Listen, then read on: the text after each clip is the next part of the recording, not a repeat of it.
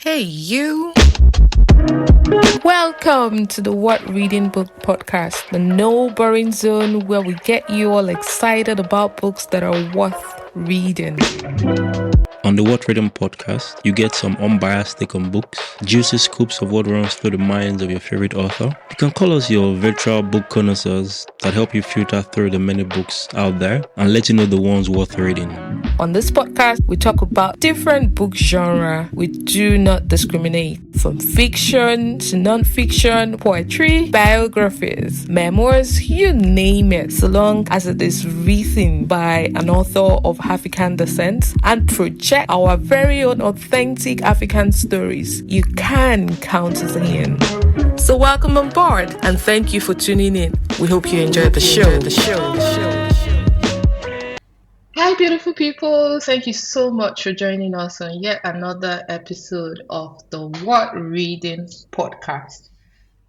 As always, my name is Toby, and with me is my partner in all things beautiful literature, African literature, if I just say so. Hi, Shay. It's good to have you here. Hi, Toby. Good to also be here with you again. And Happy New Year, too. It's 2024. Whoa. I hope your year is off to a great start, guys. And this episode, we hope it lives up to your expectations as well as every other big plans and aspiration you have for this fantastic year. Yeah, the year is off to a great start. The year of no green for anybody. So Yes, so okay, so our audience in diaspora probably would not understand that particular tagline. they actually Okay, do but because it's okay. it's on social media. So as many people on social media already are holding on to that tagline. For me, it is not no grief for myself. So it's a year of just trying to improve on many grounds. So anybody there, I replace it with myself. So yeah. Okay, interested. And here's to hoping everyone do not grieve for themselves and perhaps become better versions of themselves in 2024 as well. We're really rooting for you in every single thing that you do. And we can't thank you enough for sticking around with us on this particular passion project of ours. And as always, this episode is going to be an exciting one because of the guest that we have with us. And we're not waiting to introduce her. She's none other than I'm trying to see, you know how those Nigerian MC when you go for OMS do their usual introduction now before they now reveal the person. Well, let me stop being a typical Nigerian, just let the cat out of the bag, right? So today we've got Adaobi Tricia Nwaubani with us. She is the author of the popular novel titled I Do Not Come to You by Chance. Yay! I'm excited.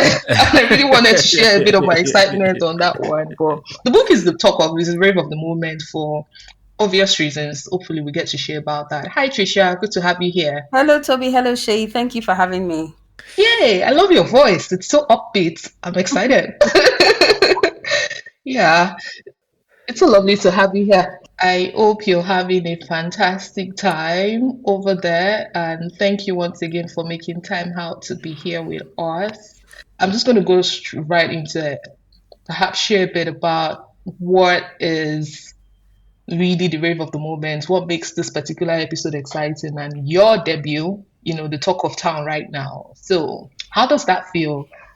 More like, Shay, do you want to let those that are not aware, probably those living under the rocks, that do not know why I do not come to you by chance, is like the rave of the moment? Yes. Yeah, it's the book has now been produced into a movie, and we really can't wait to see all of the characters in the pages come to life on our on big screen. screens.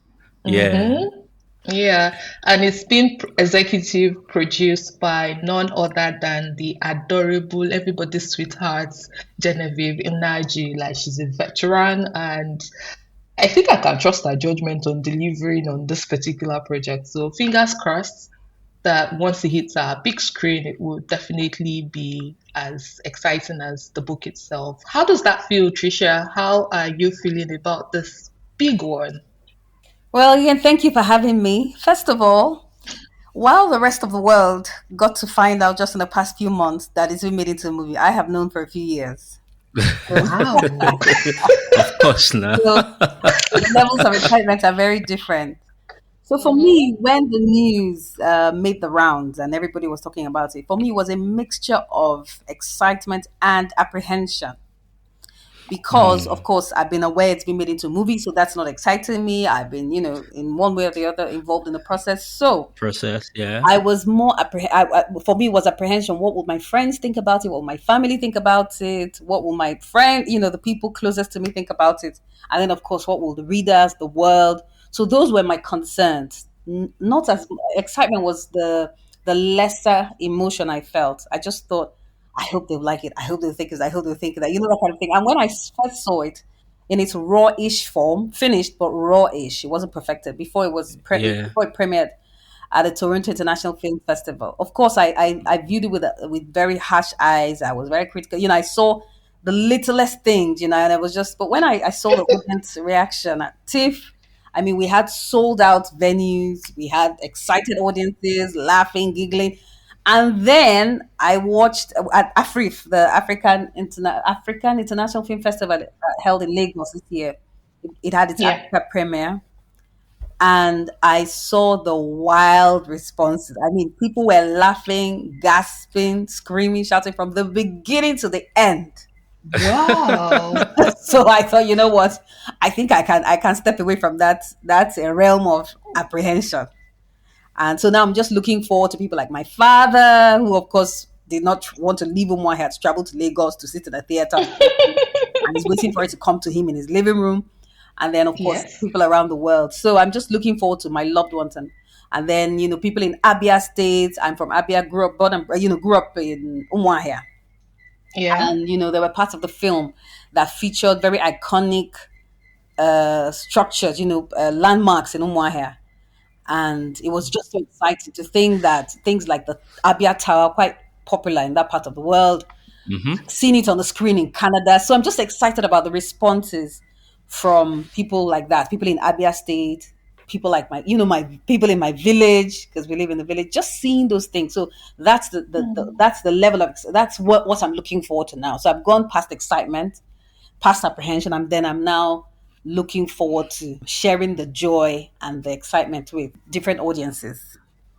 I mean, I'm super happy for you. It's like a big deal. And I guess for most fiction writers or authors, it's like one of their biggest aspiration for you to see your, work come to life on big screen and see a very interesting dimension or interpretation to whatever it is that you've written. So kudos to you. Well done. And Thank we are you. definitely waiting as well to experience all of this joy and, Mm. sharing that moment with you eventually when it gets on the screen. I would have loved to ask, so when is this wait going to be over? But no pressure. Well, I We'll would wait it imagine out. soon. I mean, things are being finalized at this point, so it wouldn't take too Mm, long. I don't think it's just paperwork here and there with distributors, but it's so. I mean, it will be soon. I don't have a date now, and of course, it's not mm, my place to announce it, but I don't have one. of course. Yeah, so once all the legal things with the distributors are signed, Yeah. it will have its public release. Yes. Amazing. Because again, I'm happy with the little juice or scoop that we got from you. So that's enough. Everybody, you heard it here first that it's going to be out in no time. And you can just hold on and trust that, you get some very exciting inside scoop when you listen to our podcast. So I'm just very curious to know if when you started that book or when you decided to write or pen down that story, we imagined that someday it would be made into a film. The thing is, at the time I was writing, I wasn't a writer. I wasn't regarded as a writer. Many people build up their careers gradually. They write short stories, they join writers group. Somehow their Mm-hmm. names are known. But for me, I did not come Mm-hmm. to by chance. Was my first step in the writing world. It was the first thing I did. Yeah. So I didn't have any history of. In fact, the two things that allegedly called, well, alleged short stories that I published in the while my book was being in the process of what you call it, production, publication, Mm-hmm. were leftovers, things that were dropped off in the course of editing. So excess, Mm. were Oh, tidbits okay. that I just. So I thought, okay, let me send this into Africa Writer, send it to this, and that's it. So I had not published any fiction. I probably hadn't done written much since I was a child. When Wow. Oh, most wow. people, as little people. So it was my first. So when you're doing that, all you're thinking about at that time is, I hope it gets read. And Yeah. at the time I was writing, I didn't even know the process of being published, which is something I realized a Mm, lot of Nigerian writers still don't realize. Because a lot of them attend creative writing workshops. I see people attending workshops, but then they have no idea of yeah. what to do. You have all this talent. How do you, get a literary agent? How do you get a publisher? So that's a process. Mm, I would imagine that people know more now than they did back in my mm, day. Because in my time, I finished writing, and I thought, okay, so how does it happen? What happens next? And then I mm, went online and started educating myself. So at the time I was writing, back to your question, I mhm, just knew I wanted to write a novel and I wanted to be read. I wanted my book to be mm. read. And Yeah. so the movies were the farthest thing from my mind, not because it was impossible, Yeah. because I just had an immediate goal at the time. And then, of course, I got a literary agent after, all the effort.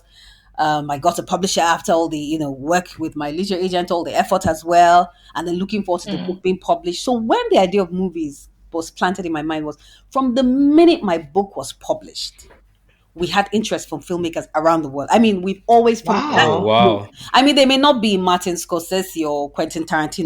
There Mhm. was always from that very year somebody came. So and it was the feedback I had most frequently. People will say, "Oh, it should be made into a movie. Oh, I loved it. It should be made." So I started hearing that so often. So all of a sudden, I realized that that was another possibility, and we started getting interest from the United States, from Germany, from Nigeria. Mm, I mean, Oh. people over the years, people have come at different wow. times, but there were different Wow. things I was looking out for, waiting for the right time. And I'm glad we waited because obviously the terrain is different in Of 20, Mm-hmm. course, 2023, absolutely. 2020 than it was in 2009 when my book Mhm, was published.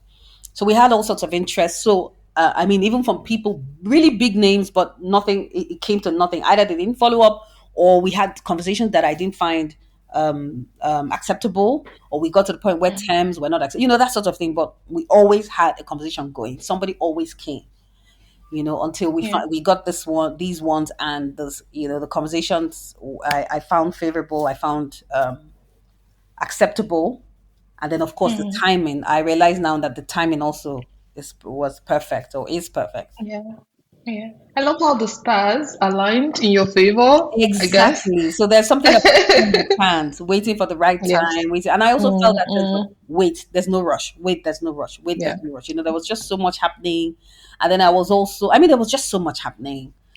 So many changes happening in my career. I was understanding my Mm, the direction of my career better, delving deeper into my journalism. So there was, yeah. this is just the right time when I better understand what I'm doing, what I want to do, where I'm going, that kind of thing. So yes, so That we makes sold the rights sense. a few years ago, but then the project is just being birthed, coming to fruition at this time. Interesting to hear all of that, right?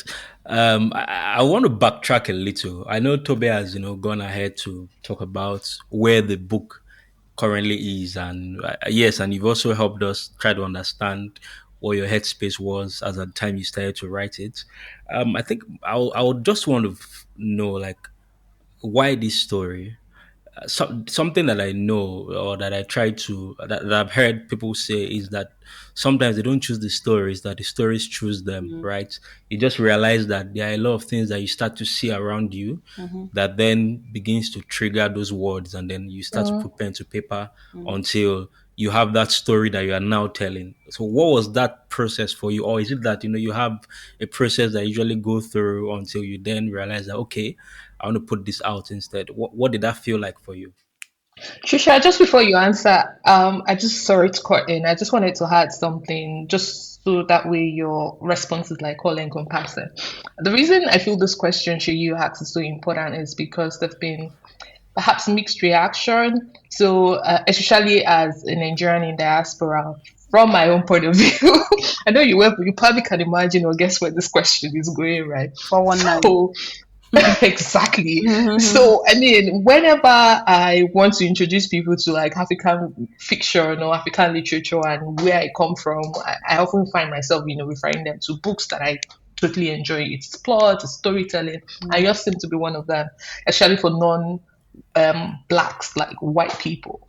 And so there are days when I'm like torn between choosing between a fantastic story and a narrative that does not portray my people or my reality Mm. in its finest or most objective manner, you know. So I'm just really curious why you chose that particular theme, and how the feedback and responses, of course, there's always the good and the bad side anyways, but yeah, it would be lovely to hear that, what your take is on regarding that.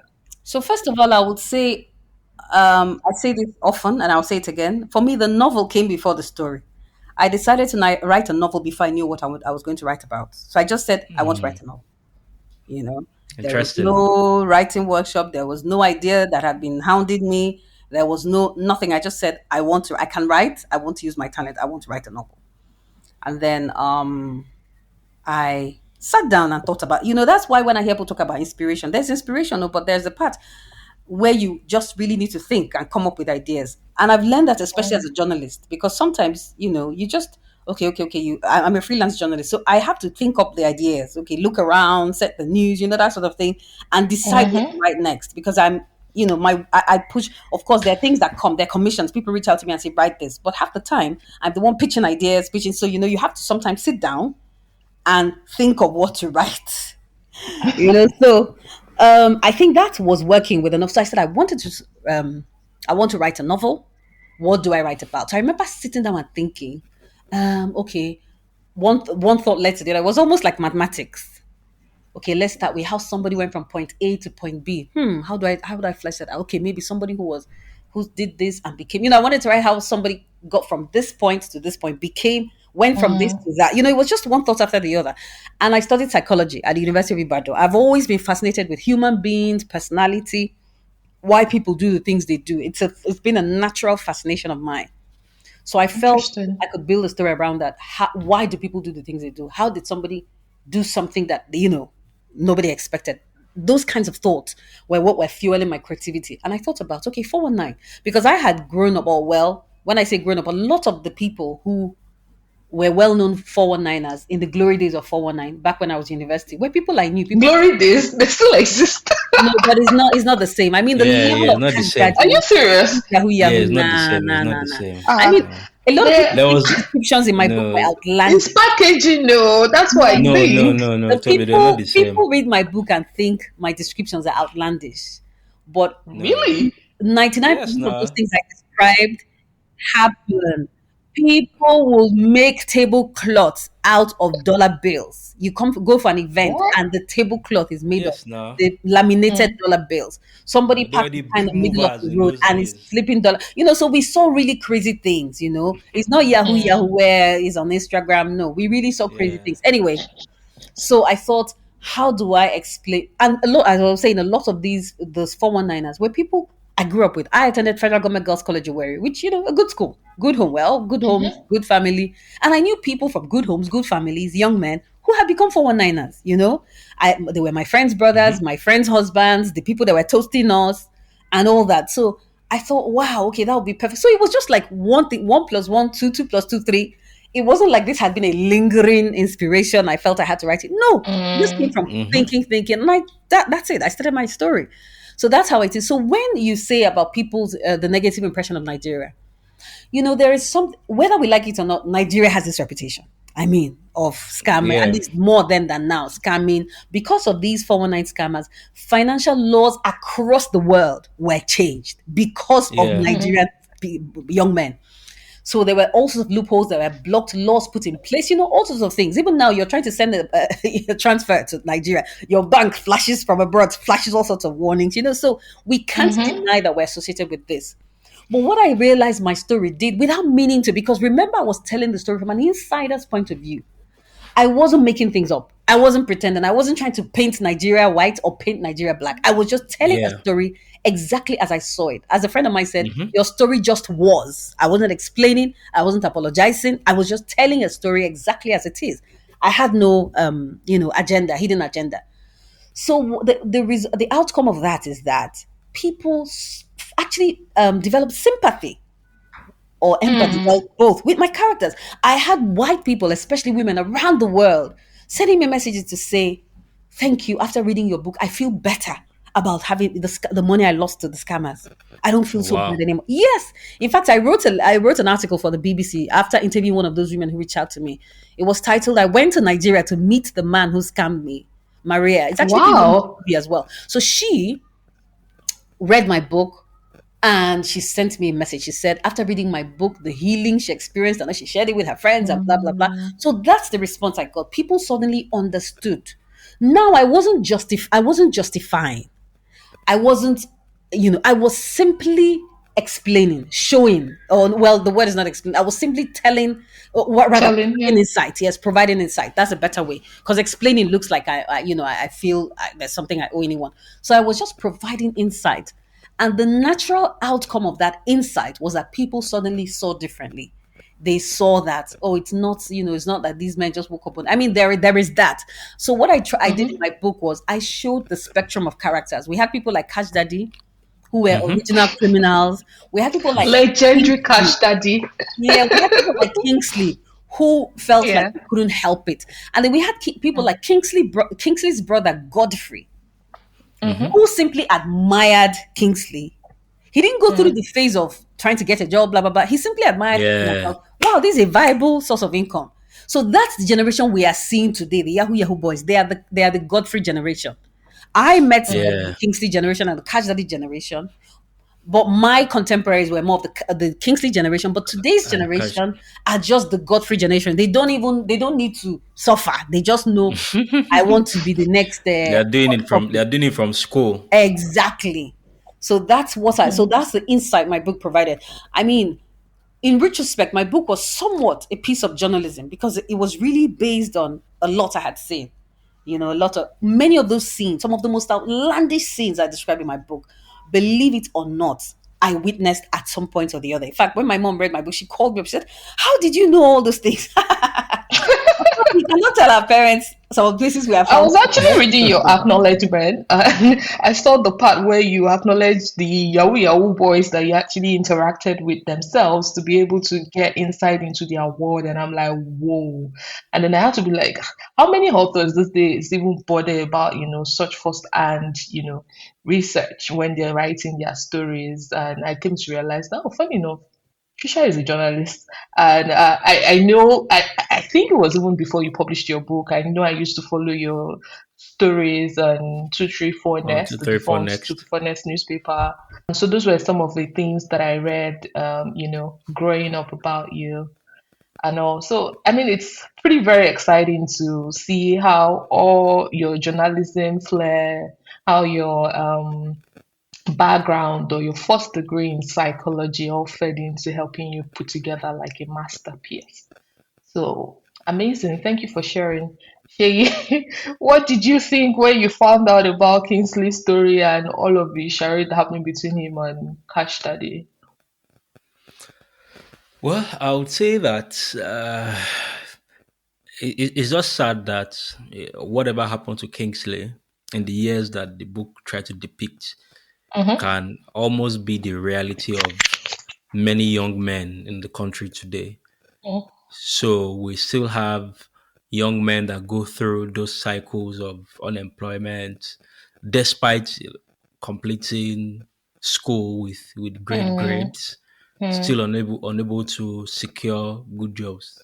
Because really, Which Kingsley wanted to do right. Like, he was a good boy. He was brought up well, but I guess the society and maybe Nigeria yeah, actually failed he him. really wanted to, but as it appeared at the time, he did all that. He went by the books, go to Mm. school, get a good grade. Perhaps in the course of getting a good grade, meet a beautiful lady, and Ha! then Hola. Yeah, we leave made a school I knew you were going to mention that part. Oh my god, I and didn't then see that one coming. leave school and secure a well-paying job. Mm. Unfortunately, the well-paying job didn't come along, and because of that, the beautiful lady that I had met while securing the good grade had to go. That's another topic for another day, really, because Yeah. just like you said, what someone said that if you don't do anything in this life, fear women. So I think that just reinforces the But point. if Ola were your sister, of course you would probably would tell her to continue to linger around someone whose, future or prospects were pretty much very shaky. And I felt for her, and that's the reason why I love what Trisha did with the book. Like it wasn't as if she was trying to take side with any character. She just painted the picture. She just wanted to tell the story, and she successfully did that. I mean, I try to see things through Ola's eyes and also through Kingsley's own, and even the Ola's mom. Because again, you know what thing they say in Yoruba now? Ọlọ́run ṣògo ni mo wà, mo ṣe sùúrù lérè. So you are in the place of testimony and not in the place of patiently waiting. Hey, before call. Or patience is a virtue. With the kind of girl and the kind of values that Ola was brought up with, do you think she would have actually supported Kingsley's move to, go into 419 or scamming? Yeah, well, No, I don't know. I don't know how their lives would have. I panned don't know the out, Abby. dimension that their lives would have taken, right? But what I would say is, at the end of the day, there are certain incidents in a man's life that leaves a mark.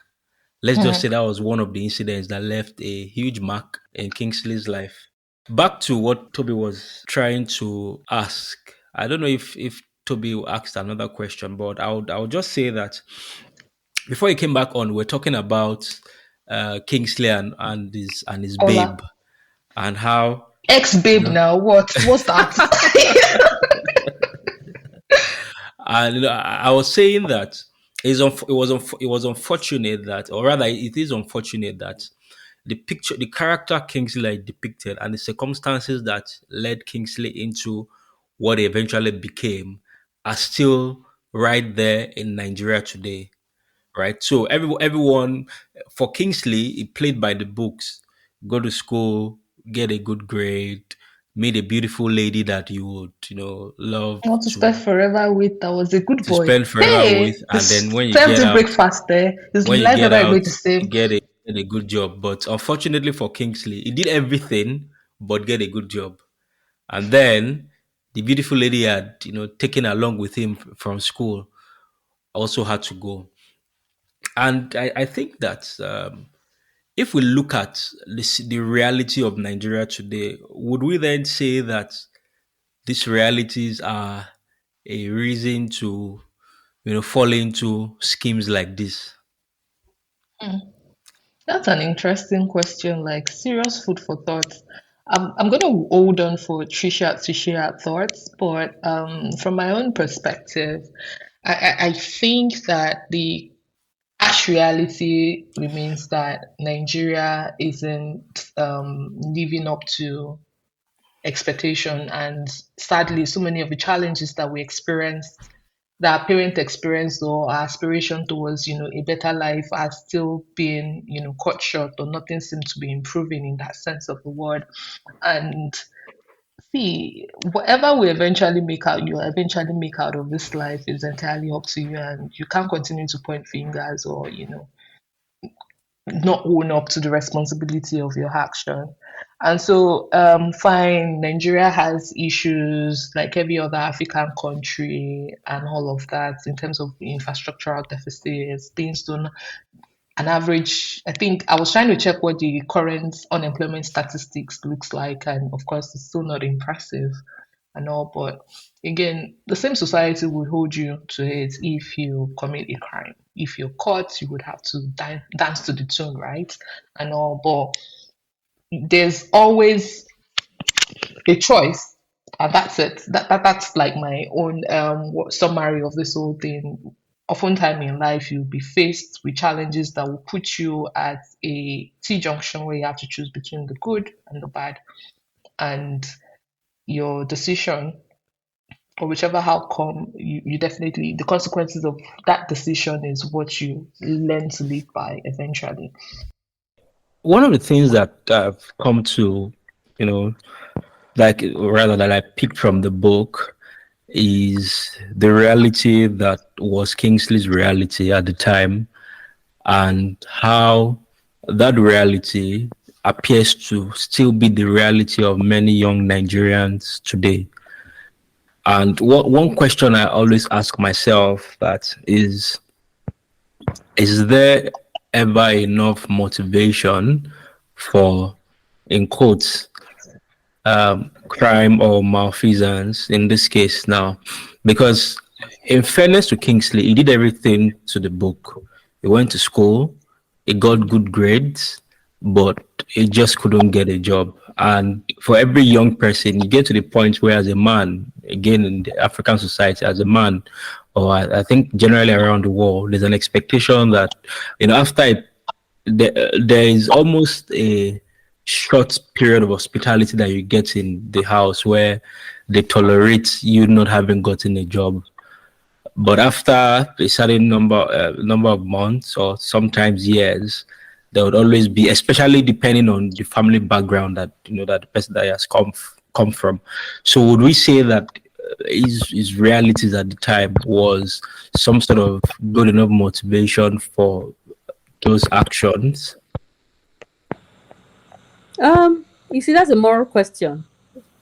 Yes. There were times when I would, hurriedly answer those questions, these kind of questions with my own views. But my journalism has taught me that sometimes when you tell a story, I'm simply telling a story. Like, I'm not. I mean, of course, I have my view on what you've said, but my view, I'll just say sometimes you're telling a story of what somebody has done, what somebody went through. You're not necessarily justifying it, or you may not even have an explanation. I may not be the expert on why people do situations. I'm simply writing a story of what I've observed a lot of people do. Of course, there's an argument that they could have done something else. I've heard people say that, put forward that argument. You didn't have to do 419. There are a billion things you could have done. I've heard that argument. I've also heard people say it was their last resort. They had nothing else. So those are moral questions that could be answered in different ways. But sometimes I prefer to just step away from that moral arena and just say, I was telling a story. I mean, I've been Boko Haram commanders or ex-14. Everybody has something to say. And, so the only judgment you can make is from your personal moral. I mean, I, for example, would never, ever advise anyone to go into 419. I would never do it myself. At least I don't plan to. And I hope nobody I love or, goes into 419. I mean, I would make sure nobody I know does that. But can I speak for the Kingsleys of this world? So that's those are questions that are very complicated. Of course, we all have our views. I don't want anybody to do 419. But do I know that he could have done something else at that time and succeeded? Do I know that he had alternatives? Well, I did try to show an alternative in my story. I remember he went to church. Funny thing, I did that church scene or that particular chapter was any better result, please. People usually make fun of the prosperity, what they call the prosperity gospel. When churches, when you go to church and there's a sermon that you can make money, God can prosper you. People make fun of that so-called, what they call prosperity gospel. But I try to show the opposite. Here's Kingsley, desperate, and says, okay, let me try church. Let me try God. And he goes to church, and the pastor is saying, you don't need money. All you need is God. Yeah. So I showed that alternative. The pastor has dirty fingernails, wearing a haggard shirt.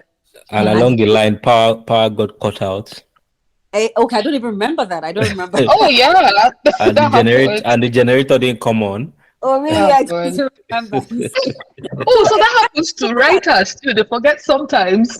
Oh, I don't remember 90. I don't remember 75% of that book, to be honest. A lot of times people tell me, because it was made up. I always say to people, I made it all up. So I don't remember. There are many scenes people come and say, even when I was on a movie set, when they were filming, and I will go to the set, I'll see some things and I'm thinking, and then later on they were explaining to me, no, they changed it. This wasn't in my book. Like I didn't remember what I had written and what I had not written anymore. I was just watching. Yeah, you're only human. Exactly. That it was all. When I say it was all made up, it was a novel. I mean, of course, based on things I had seen. Yeah, but fiction. I remember little. Of course, I've been in churches where the generator went off, but I don't necessarily remember that I wrote that the generator went off. That I've been haggard. You know what I mean? So all the things were things I've observed or whatever, but I may not remember having written them. I remember going to speak at a school, in Abuja, and one of the students had been waiting eagerly to meet me because she said her name was in my book. So she had Oh, really? told everyone. She was excited. So when I said, she said, oh, that her name was, and I said, oh, really? I had no recollection. And you could see her a bit downcast. It was after I left. So I tried to, cover up for that, and then Wow. eventually I remembered somewhere it was actually chapter 1, the prologue. I had written the name that, Oh, and they remember, people remember things that you don't. I didn't remember the name that I had. Anyway, so back to the question you asked. Kingsley sought an alternative. He went to church, and that day he saw poverty multiply, poverty on display. And clearly he came out of it thinking, no, this is not a place of help. Now imagine Kingsley had gone to maybe Bishop Oyedepo's church, Winners Chapel, gone to Paula, gone to Chris Oyakilome, or someone who looks smart, wealthy, well put together. He may have come out thinking, I don't have to, let me just do this, let me just go this route, going to church, reading the Bible, that. And that could have been the That still wasn't going to put food on the table, anyways. And that saying that religion is the opium of the poor sometimes rings true here.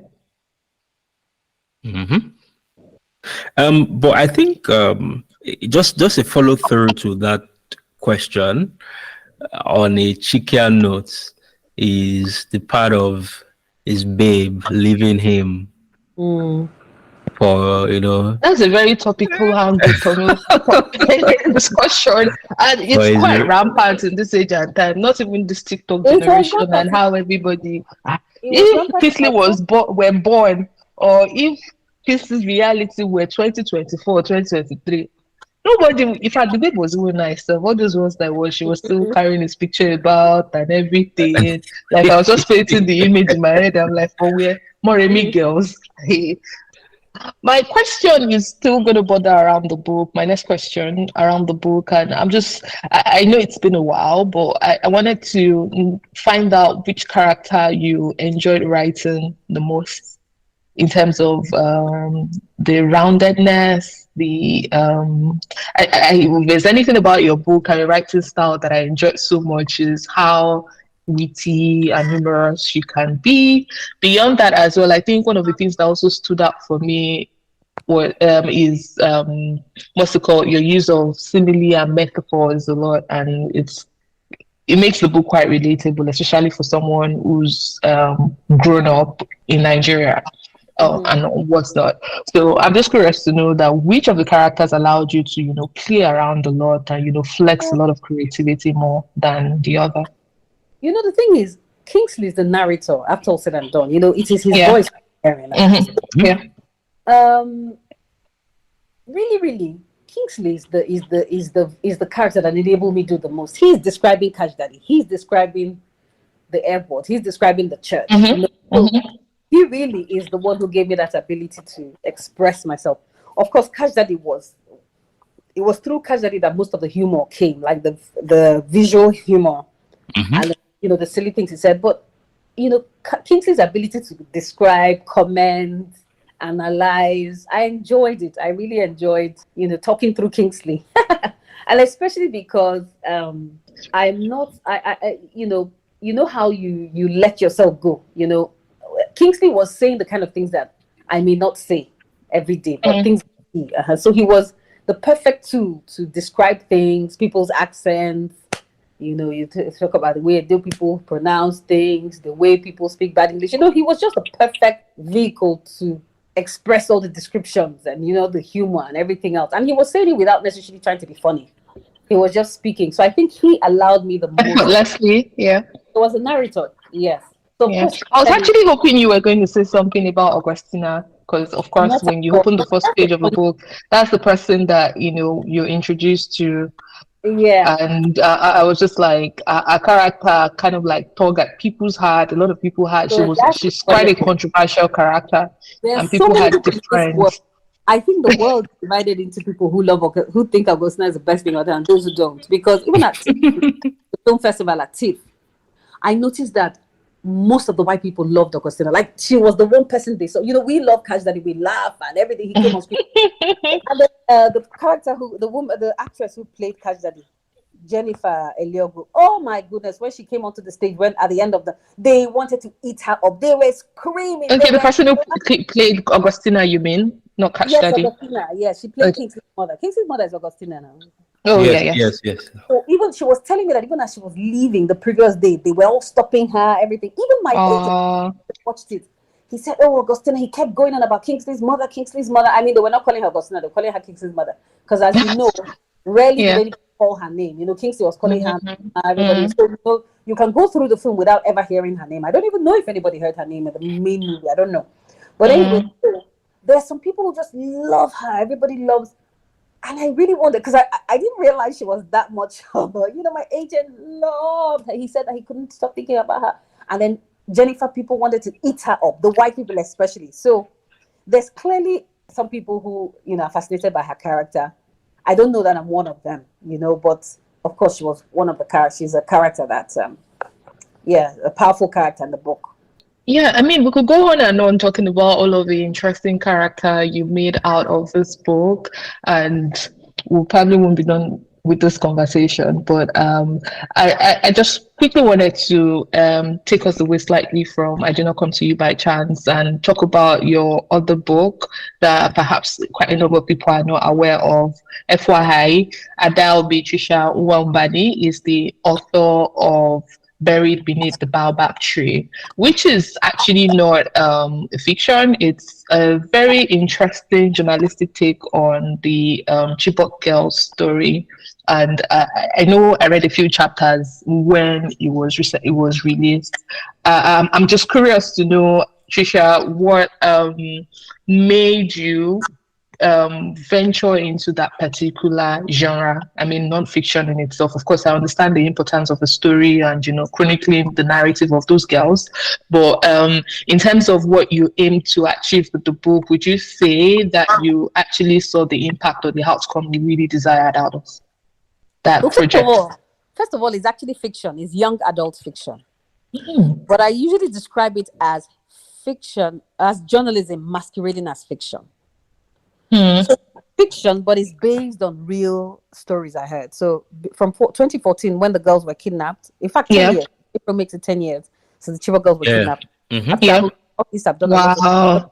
stories, covered it in all, gone into all the rabbit hole and written all sorts of stories, met all sorts of women and girls kidnapped by Boko Haram, heard their stories. So what that book did was I was telling their stories in fictionalized form.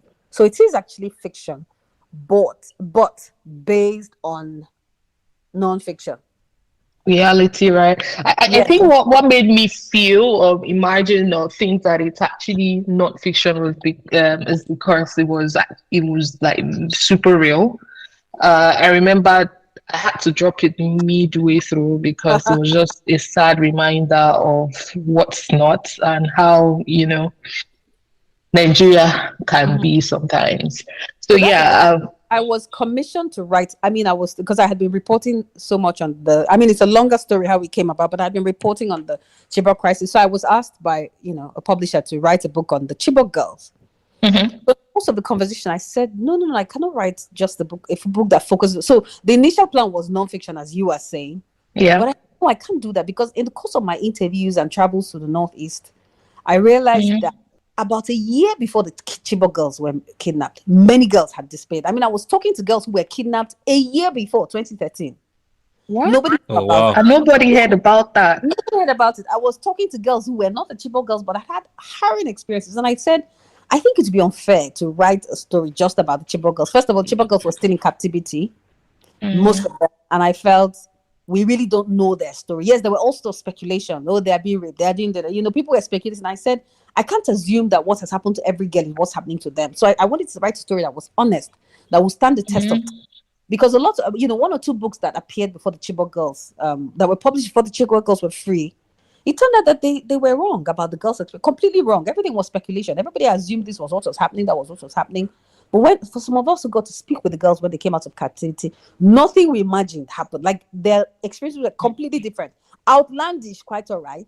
Alarming, quite all right. But nothing, that had been imagined. Even the descriptions people had of what happened in their school that night A lot of it was inaccurate. A lot of it. They said Boko Haram had planned this, planned that. It was completely accidental. Boko Haram did not plan to kidnap girls. They came to steal food from the school. In the process, saw girls there and said, what do we do with them? Okay, let us take them to Shekau. Shekau will know what to do. That was it. So, all those little details came out later. And I'm happy I didn't fall into the trap of assuming and then writing a non-fiction book that turns out to be inaccurate. So anyway, back to the story. So I was commissioned. So I said, no, I don't want to write about Chibok girls. And again, I said, it's unfair to just write about them when there are thousands of girls who have gone through these experiences. So I said I wanted to write a book that represented the experiences of all the girls I had been talking to. And that's why my main character in that book has no name. She's nameless from beginning to end. Nobody knows her name because I thought, let her represent every single girl that kidnapped, that has been, captured by Boko Haram, whose life has been derailed and all that. So that's the origin of that story. It was actually commissioned and then it became what it did. So it's actually targeted at young adults. So it made its way into the school system in the US. A number of schools, libraries, that kind of thing are using it as text. So it was so it was targeted at young adults. So I wrote it for. I wish you made it into the syllabus in Nigeria, because those are like it's on the most. JAM. It's actually on the JAM reading list. It's actually on the JAM. Really? Oh, nice. That's amazing, guys. That's really nice, actually. It's a silent book. It's silent, but it's making its way, like making its impact here. And oh my God, we're teaching. My daughter came back from school.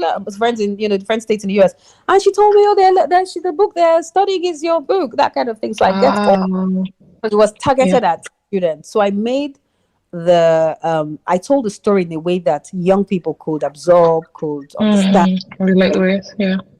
You won't hear it being put forward for the big awards because it's not an adult book, it's young adults. So you won't reading what do you call it on the, you know what I mean? It's a young adult book. A price. Make way into the normal list that you typically would. Yeah. Imagine, that's fantastic. I'm glad to hear that it's actually taking a life of its own and it's gone far and wide and even made meaningful impact and left an impression amongst young people who you actually wrote it for in the first place. This is going to lead me to like my next question, which I believe is top on the mind of your fans and those who enjoy your writing. So what's coming next from Tricia? Like, do you have like a book project? What's next? I won't say what's coming next because I don't know I have a whole lot lined up, but which of them comes next, I don't know. It's about the race, which of them races ahead of the others. We will keep our fingers crossed and hope it's like a very fantastic fiction, fantastic story as well that is relatable. Sheyi, are you I was going to ask if she has got any other question for Tricia about the book or any other thing you really wanted us to touch on. So not a question. It's more of a comment, just saying that while Toby was talking about what's next, I just wanted to say thank you for this book, because it came then at a time when a lot of things were rampant. Just like you pointed out while you spoke about the fact that the 409 menace had been on for, I think at some point we can say it's one of the oldest industries in Nigeria, actually, because actually, because it's been in existence for so long, and at that time they were the big hitters, that made so much money from fraud, were able to build estates and all. And one of the things that I'm hoping for is that after the movie is released, that there will also then be a return on demand for, I don't know how often it's been demanded, or I don't know what the numbers are for it, but I expect that a lot more people will become curious about reading the book and then itself. Yes, I'm hoping that Masobe or whoever the publisher internationally or in Nigeria would have like a sticker on it to say motion picture adaptation or something. I'm definitely envisaging that. That would be a great place to we can do conversations around some of the themes and the subject matter you addressed in the book. I know another question so many people want to know, Shay, sorry I had to cut in, is around the ending of the book. It almost felt like the big question on everybody's mind is that, so does it make sense for you to, get money through illegal means and then try to use it to establish like a profitable or sustainable business that is, thriving in that sense. Um, I'm just wondering how it's your book, it's your story. You had the right to, end it whichever way you want it. But I was just thinking of other alternative ending. A lot of people struggle with it. And tell Yeah. me if I don't know if this is an appropriate So, question, but why did you allow the book end in that way? Okay, I allowed it end that way because I was trying to make it as realistic as possible. That is mhm. how lots of the scammers I knew, concluded their careers, or they would go a lot of back in the day. Now everybody goes abroad to do master's degrees. It wasn't the same. It wasn't like that in my time. In my time, it was just a few people who were going to the US, the UK to do master's degrees, and they of course were getting the best jobs. So at the time, the best way to get ahead of the queue, the unemployment queue or the job queues in Nigeria, was to go and do a master's abroad and come back. You were guaranteed to be pushed to the top of the queue with a foreign degree. It's not the Yeah. same. So what a lot of those 419ers did was people like Kingsley, they would make all their money, then they would go and study something, oil and gas, something in Aberdeen, or go and study, you know what I mean? Go to the best schools and come back and suddenly find themselves, better positioned to be accepted into Mobile or wherever else, So it was what a lot of them did. Then we had a lot of the cash that is going to politics, and remain Yeah, there. became a So gubernatorial aspirant. so the thing is, I just wanted to write a realistic story. That was what I had seen. The majority of them became laundered their lives in that way. There was one quote that I picked out from the book, and I actually tweeted it, and uh, also mentioned you though. So it says, "Nigeria is a land flowing with milk and honey, just that the milk is in bottles and the honey is in jars." Like that's quite iconic because it Profound, just yeah. yeah, it just depicts the true picture of what Nigeria is. Many years ago, he wrote that book. Many years ago, that quote was relevant. Many years down the line, it still is the reality. So, well, we're hopeful that books like this continues to help people better understand some consequences of some of their actions, and hope that our country and our continent becomes better off in the course of time. Yeah, amazing. Outside of writing and every bit of what you do in terms of journalism, what else? Because I believe so many people want to meet authors, or your fans will probably want to know more about you beyond just your work. Just curious to know, that there any other hobbies, any other things that interest you and you do for fun? Well, I have a lot of friends. I have a lot of friends. So spending time with my friends is very important to me. People person, nice. Sorry? I said you're a people person. That makes sense. Yeah. Yeah. I mean, I love my alone time, but I have so many friends. So I spend quality time with my friends. And usually I would just, we do all sorts of things together. There's no particular activity. I do different things. There's no particular one thing I have to do every day, but I do different activities, especially depending on whom I'm with. All right. Shay, on a scale of 1 to 10, what would you rate I Did Not Come to You by Chance by Adaobi Tricia Nwaubani? 9/10, actually. Trisha, she is very hard to impress. Let me set that record straight. So that he is giving this book a 9/10. Not like it makes any difference anyway. I mean, Trisha is balling. She's a big woman. She doesn't need our rating, but it's good to know that you think very highly of this book. Yeah, it's a book that every time I pick it up, it just always catches me. Yeah, it's a page Right? turner, right? Yeah. Yeah, it is. And it's a book, and another thing is, it's a book that is still relevant today as it was when it was first released. Well, thank you. Yeah. I keep reread it, especially as I said, I don't remember a lot of it, but I'm concerned that if I reread it, I will see things I could have written differently, and I don't want to be tormented by that. You know how you say, "Oh, I should have written." Yeah. I don't want myself with that, so Yeah. I really want to read it again. Maybe I'll wait until I'm a lot older, maybe in my old age. But I do want to read it again. There was a time I knew every single sentence in that book. I enjoyed it. Wow. Yeah. when I was writing it, I knew every sentence. I'll be out and I'll be thinking about, I'll know exactly where to add something. I knew every word, every sentence, every phrase. But that was Wow. years ago. I mean, time has passed. So I would like to reread it. I know I enjoyed it a lot. I enjoyed the book. I enjoyed my own book. So I'm happy others enjoyed it too. And that's why when they were making the film, I prayed and I hoped that they would be able to capture the humor.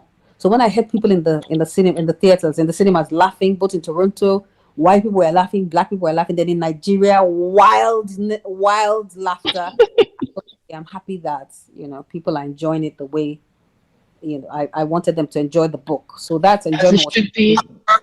Mm. Yeah, fantastic. For me, it's going to be 8.5.